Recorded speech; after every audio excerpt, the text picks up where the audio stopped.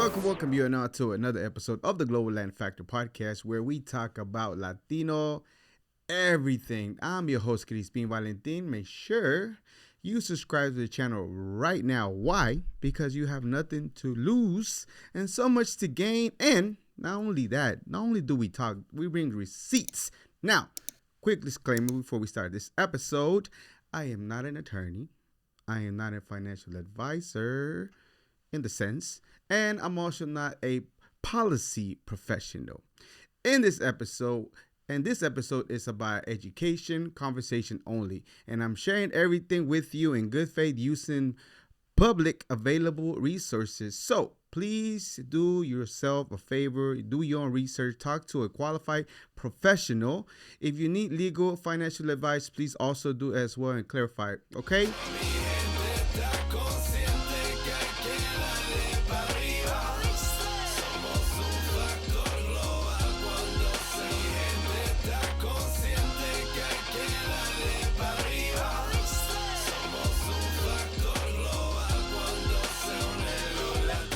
Today, we are talking about something that people still miss and underestimate. Latinos are an economic powerhouse, period. An economic powerhouse, period. I am going to show you why by using numbers, not just hype, not just over-exaggerated, but actual data.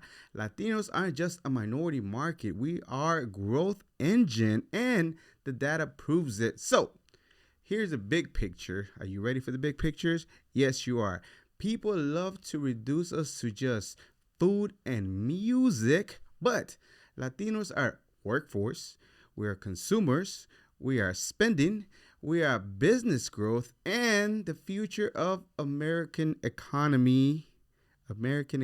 So here are the stats that make people and wondering what's going on. According to UCLA in 2025, U.S. Latinos GDP report, the U.S. Latino economic output hit $4.1 trillion in 2023. Let me repeat that. I said it before in the previous episode, $4.1 trillion. That's not just a community. That's an entire economy in the world spectrum. And also UCLA said that Latino consumption research 2.7 trillion in 2023. So when somebody acts like Latinos are just taking, you can calmly say, we are producing, we are buying, and we are driving growth.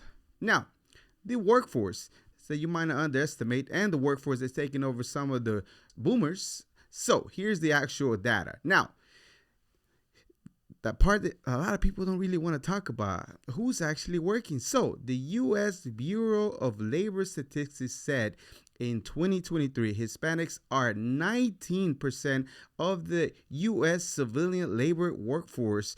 That is 31.8 million people. And the BLS said Hispanic labor force growth has been huge, 69% increase since 2003, and about 2/3 of the net labor force increase between 2003 and 2023. So when you see the industry moving to your neighborhood, growing, new demands everywhere, that's because the labor is required. Now, that's connection, and that's labor, and that's the reality of the numbers. So how much the power of Latino, the market buying power, why brands cannot ignore Latinos. Now, let's talk about why brands chase our attention. Yes, they are chasing us because money follows growth. Once again, money follows growth. The Latino Donor Collaborative report, Latinos purchasing power, reached $4.1 trillion, I mentioned early in 2023. The NielsenIQ listed the NielsenIQ Hispanic shoppers represent $2.7 trillion of spending power contribution. That's 23% of the U.S. total growth. That's not nice. That is strategic. We are doing the numbers. Now, that means if companies want growth, they study Latino households because we aren't just spending, we are driving the increase and the growth in the economy. Okay, so let's just show you examples of some brands that actually cater to Latinos and look for it. T-Mobile has said out loud, Latinos represent more than 25% of our customer base, their customer base. That is their words from their company report that they announced. So when people ask, why do brands invest in Latino market? That's because we are not a niche. We are a major piece of their business. And when the company is telling you 1 out of every 4 customer is Latino, then of course that's just not politics. That is just mathematics. That makes sense for them. That is the increase of their business. They're a company at the end of the day. When Latino spending shifts, then Wall Street feels it. Feels every single thing. Now, what does the power look like? That's not just an opinion. That's not just a vibe. That's actual revenue. And this is also why you see Spanish language ads, bilingual packaging, cultural campaigns, and celebrity partnerships, community incentives as well. That's because they know. And you can't deny the power of our purchasing power. It's not just random, it's market reality. Now, the NFL sees this. They are saying it out loud nowadays because obviously you know who's going to be performing at the Super Bowl. Conejito Malo, check out the episode we did on him. Now, let's talk about sports because people always say, do they even care about Latinos? Well, they care.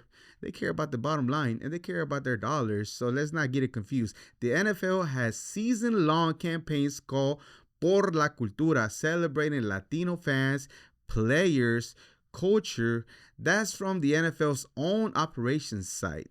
And here's something even deeper. You ready? The McKinsey published research using Nielsen data that says Latinos account for only 11% of watch hours of the MLB, NBA, NFL, and NHL broadcaster, below roughly 20% of their share population. Meaning what?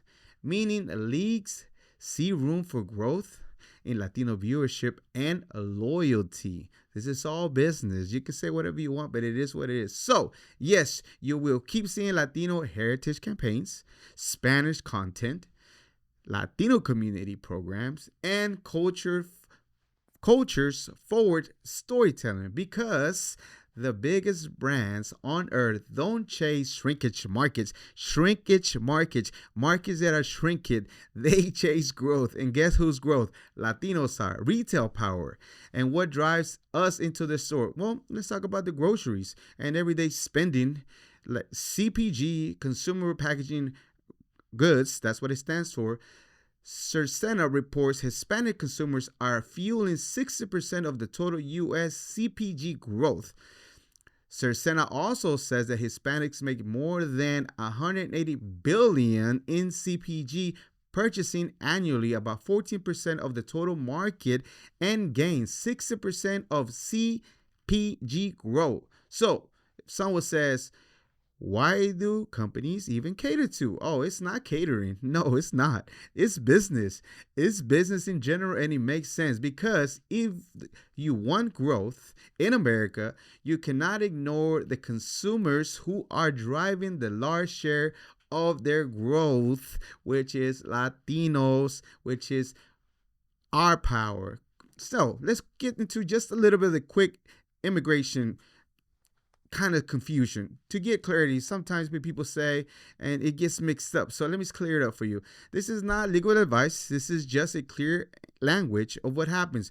When people talk about crossing, they act like one single thing. But just to put it more basic understanding, it helps to think of like 3 buckets in order for you to make it sense. Bucket number 1, port of entry. CBP says people seeking entry are inspected at an official port of entry. Bucket number 2, between ports, no inspection, that's entering without being or going through an inspection process.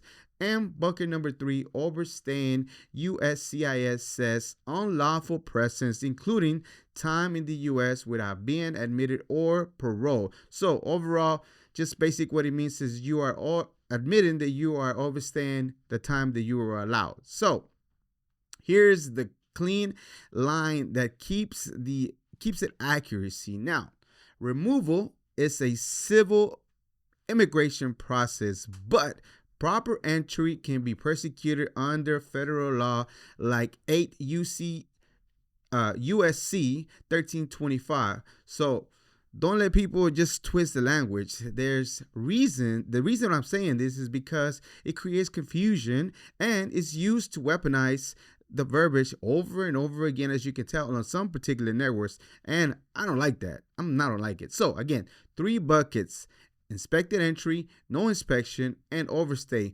Most argue and mix that, all get it confused, and it's not cool. So let me just land this plane real quick. Latinos aren't coming. We are already here.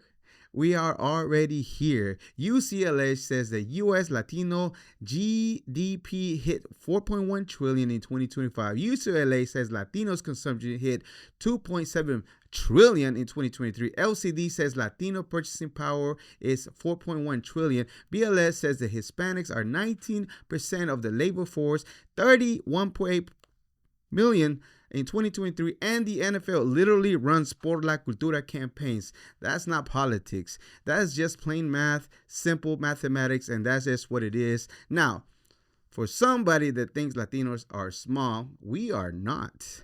They are paying attention. Businesses know what we are capable of. Again, if you think that we're not, and if you think that we're not creating something, just stay tuned, because we are. If you would like part 2, I break down the Latino entrepreneurs, business owners, and wealth building, common power, and I will hit you with number 2. Once again, this is the Global Latin Factor podcast. If you are enjoying this episode, if you're enjoying the content that we're putting out, if you are a Latino, once again, common power to see number 2. And remember, before I let you go, 4.1 trillion of the workforce in the market that is currently growing. We are not coming anywhere. We are already here, and you can tell by all the businesses. Now, if you have beef with anybody, and if you do not like what I'm saying, take it out with the corporations, take it out with the companies. They see the potential. They are not dumb. They are absolutely not dumb. They are literally seeing the numbers and seeing the potential, and that they cannot deny the market that is already here, and they will miss out on money, specifically all the single brands that continuously every single year, month after month, Hispanic heritage are highly celebrated for the same reason. So you cannot deny our presence. And once again, thank you so much for being here. Make sure you subscribe to the channel right now, the Global Latin Factor podcast.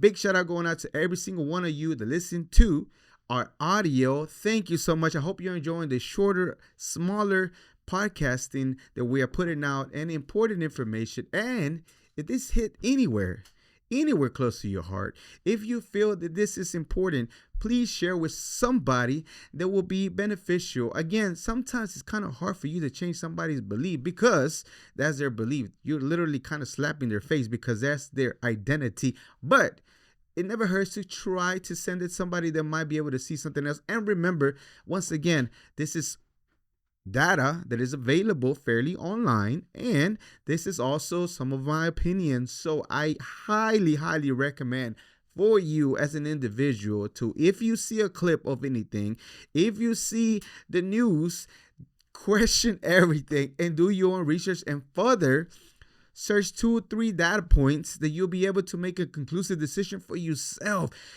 Literally, sometimes when you're talking to some people, they're literally regurgitating things that are consistently ran on some networks.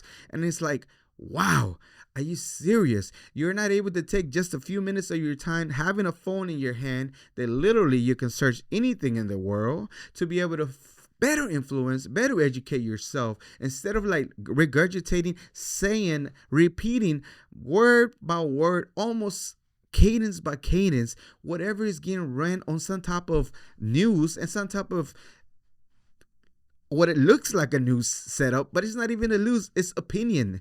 It's opinion based. So please see a clip.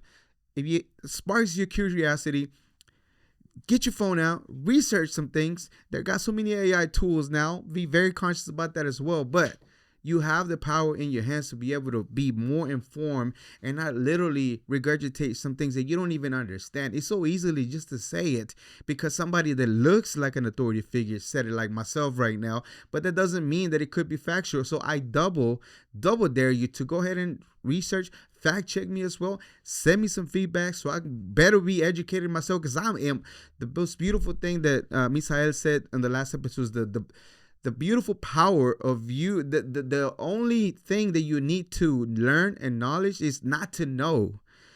Not to know opens the possibility to be able to know a whole lot more. And I encourage you, again, if you just don't feel like this is some of the information is accurate, please do show yourself. Tell me how to pronounce it. I'd be happy to be able to encourage growth for myself and be able to be more articulate and more informative to help influence my community, which again is a superpower. And once again, thank you so much for joining another episode of the Global Land Factor podcast. Remember to subscribe right now. Why? You have nothing to lose and so much to gain, so much amazing knowledge of amazing individuals that come and join the podcast. And remember, we are just like you. We are people. We are the spice and flavor in this melting pot that it is the world. Till next time.